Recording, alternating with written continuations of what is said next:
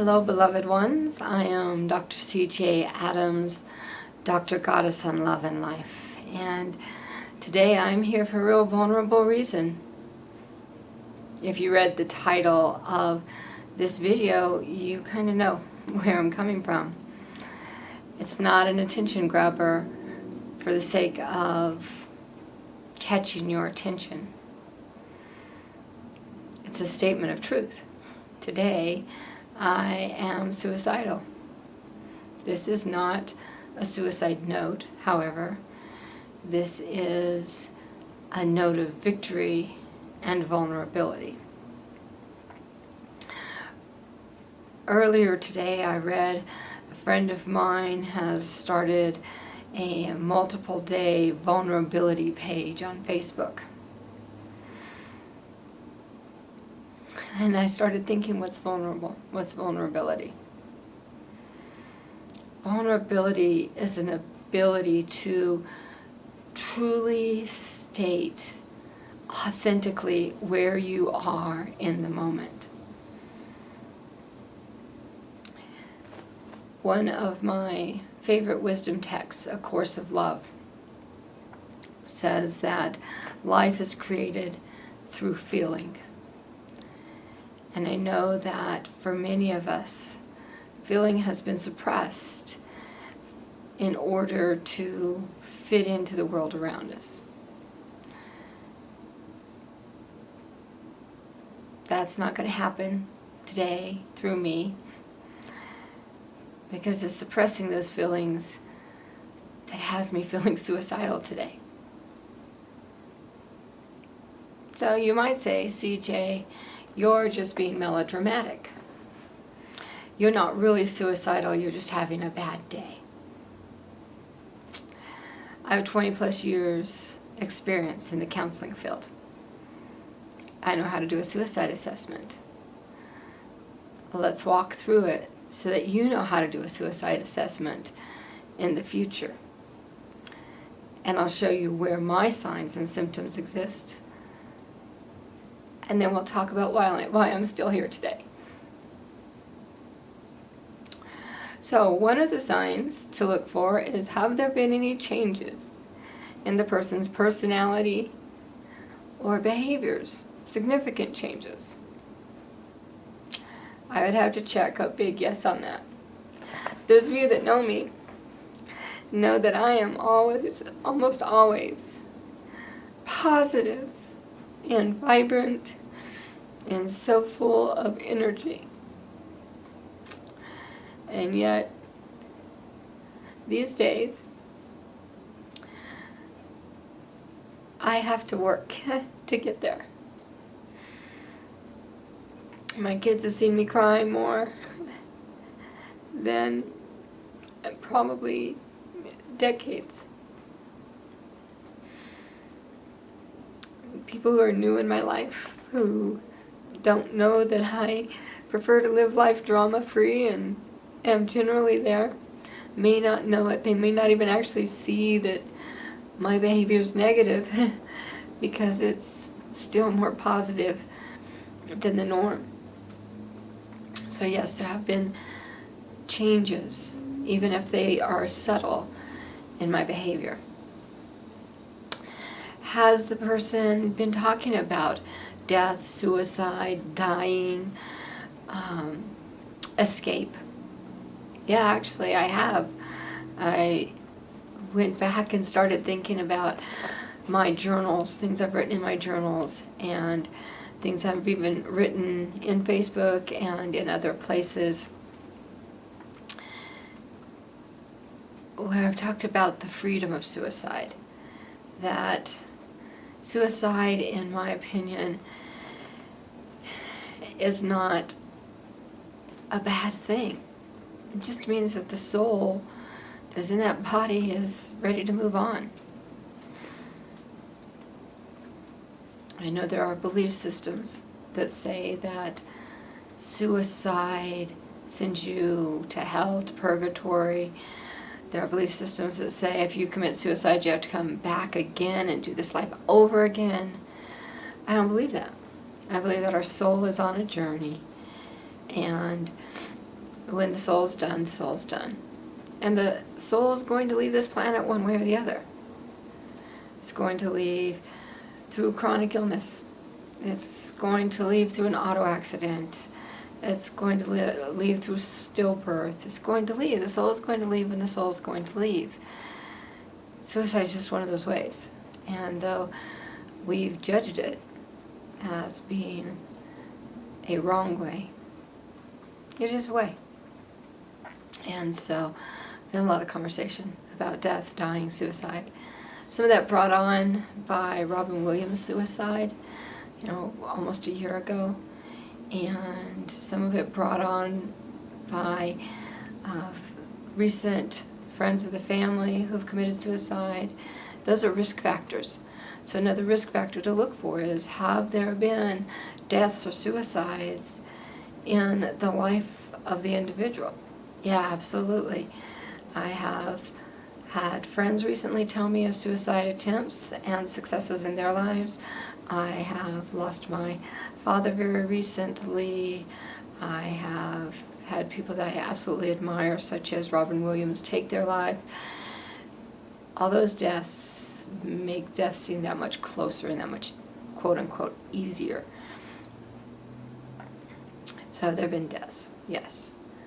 Have there been changes in the sleeping patterns? Is the person who is sitting before you or who you are observing either sleeping a lot more than normal, not able to sleep, or having broken sleep, meaning that that sleep time that they have is interrupted by dreams, nightmares, awakening process, so they go to sleep and wake up again? Is there a disruption in the sleep pattern? Now, the reason that's important is because the sleep pattern, the sleep area, is actually where our subconscious mind has the ability to process all that it's holding on to.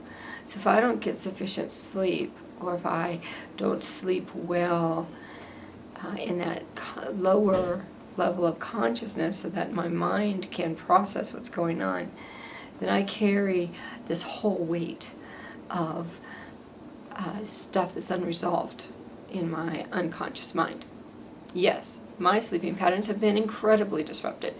Over the last several weeks, I have done one or the other of two things. One is that I have slept exceedingly longer than normal. I think I've slept a couple of times for 12 hours. The other is that I have not been able to sleep through the night. And so insomnia is something that I have experienced over my lifetime, but I would wake up from what I call processing lucid dreams, where things that were heavy on my mind were processing. I'd get to the conclusion of that dream and I'd wake up, and then I would begin to fall back to sleep, but with a little less ease for fear of another one coming in. And so that would be the pattern of my sleep for the night. So yes, indeed, my sleep patterns are disrupted. Has the person had any level of traumatic or high stress event recently? Yes. My life has been in a rather dynamic, transforming place.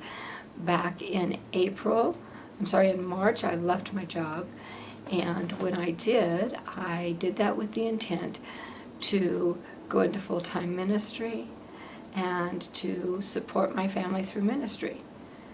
I turned in my para account, cashed it in so that it would support me, and here I am, $320 away from absolutely no money and the potentials of homelessness. I'm watching my two children who are trying to find jobs that will sustain them, not be able to really successfully do that. And in a lot of ways, I'm feeling like a failure. Yet I know I did what I authentically felt divinely led to do. So there's another. Is this person hearing voices? When I was getting my training as a counselor, one of the definitions for schizophrenia was that you hear voices. All my life I've heard God. All my life I've talked to the angels. All my life I've talked to Jesus. So do I qualify for schizophrenic? No, I don't. But I do hear voices. I do hear God. I do hear Jesus. And I have that daily dialogue about how to conduct life. That daily dialogue led me to believe that I should leave my job, which was really killing me. The stress was so high. I really disliked the environment. The people I worked with, it was a very toxic environment. And so I left there and knew that the divine would support me. But here I am, $320 away from what feels like destruction. That does equal a crisis. Financial stress is one of the leading reasons that people commit suicide.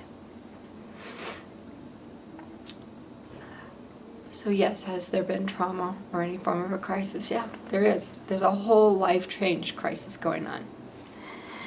Another factor is, have there been changes in spiritual views or spiritual experiences? Perhaps this person is going through, rather than depression, going through what would be called a spiritual crisis or a life development crisis.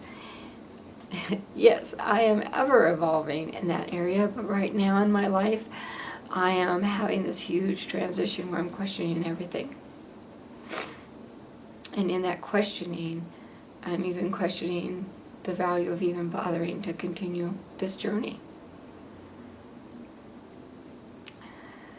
So those were pretty quick, easy assessment where I could say yes to all of those. The other is, has the person come up with a plan? Or do they just have the ideation of suicide?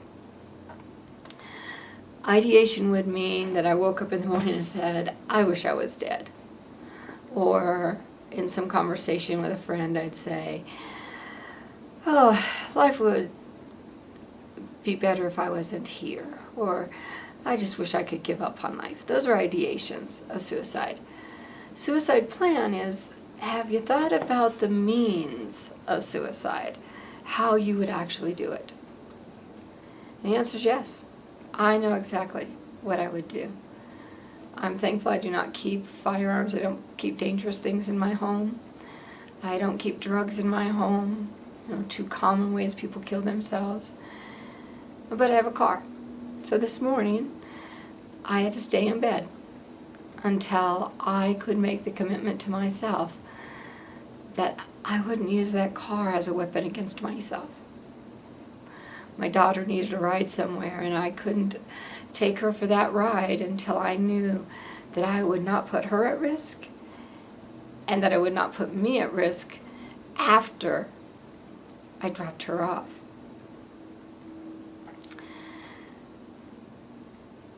The assessment, professionally, would be, yes, I am suicidal. I have all the signs. As you can see, I'm talking to you relatively calm right now. This morning, I was not calm. I was terrified. I was lying in bed crying. My daughter asked me what was wrong, and I said, I'm just processing life. My other daughter was laughing with me, and she had no idea that while she was laughing at me, I was thinking suicide. I sent a text to my son, telling him about something I need on my website. Said, I love you. There was no way he could know in that moment that I was thinking suicide.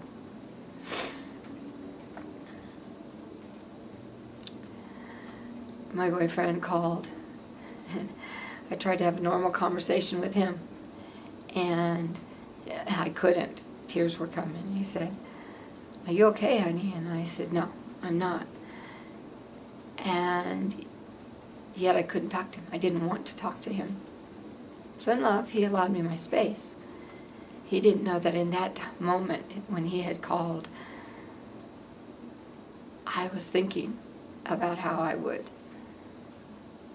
transition. Suicide assessment, really quick. The next video is going to talk about why I'm still here. But really quick, again, have there been any conversations? Has this person in any way indicated life would be easier if they were dead? Has there been a change in the personality or the attitude of the individual? Is a person, sometimes that can be that the person is actually more happy than usual because they've made the decision to leave and the relief is there. So don't assume that that means that they have to be more depressed, although that is more common. But there's been a drastic change in the person's personality and behaviors.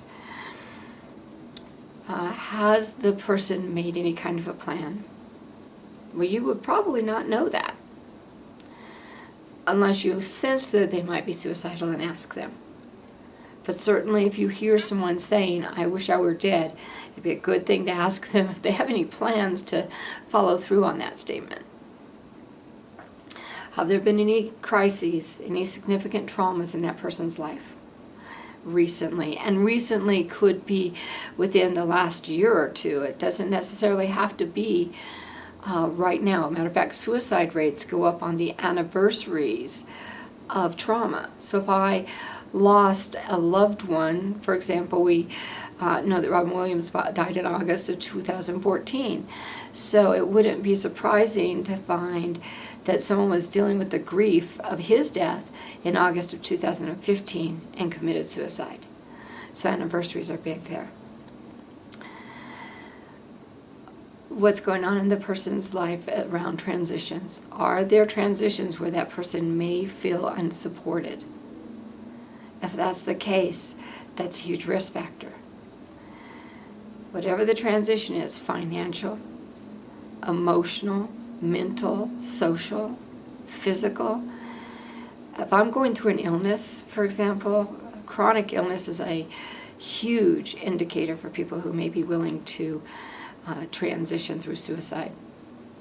So if I am going through a physical transition of illness, that's going to make me at higher risk.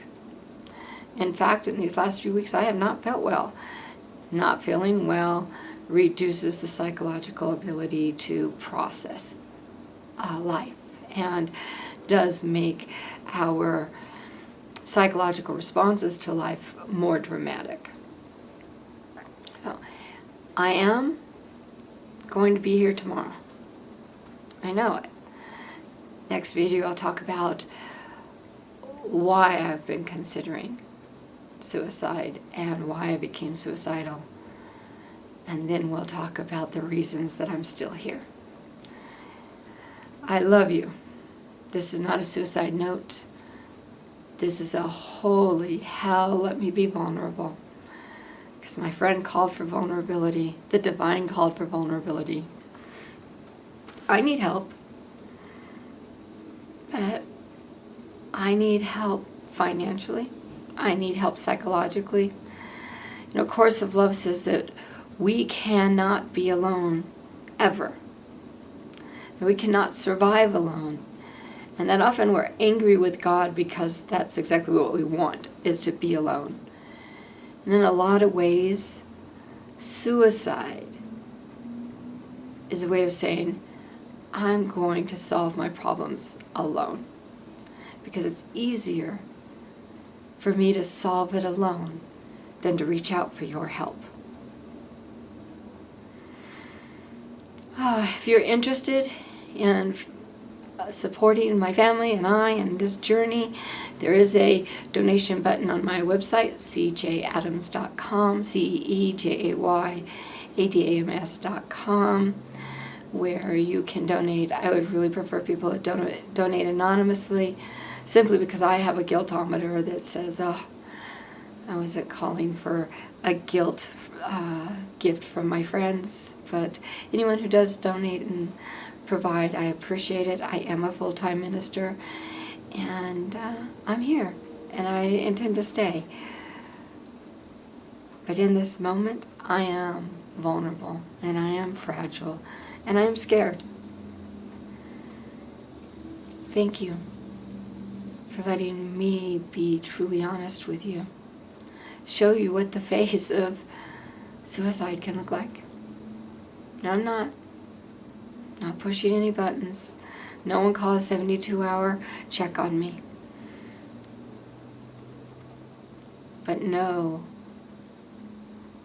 that your loved one may seem as calm and as logical and as vibrant as I do. Don't assume. Please don't assume. I love you. I'll be back in a while to tell you about common reasons people commit suicide and the ones that applied to me. I love you. Remember your magnificence.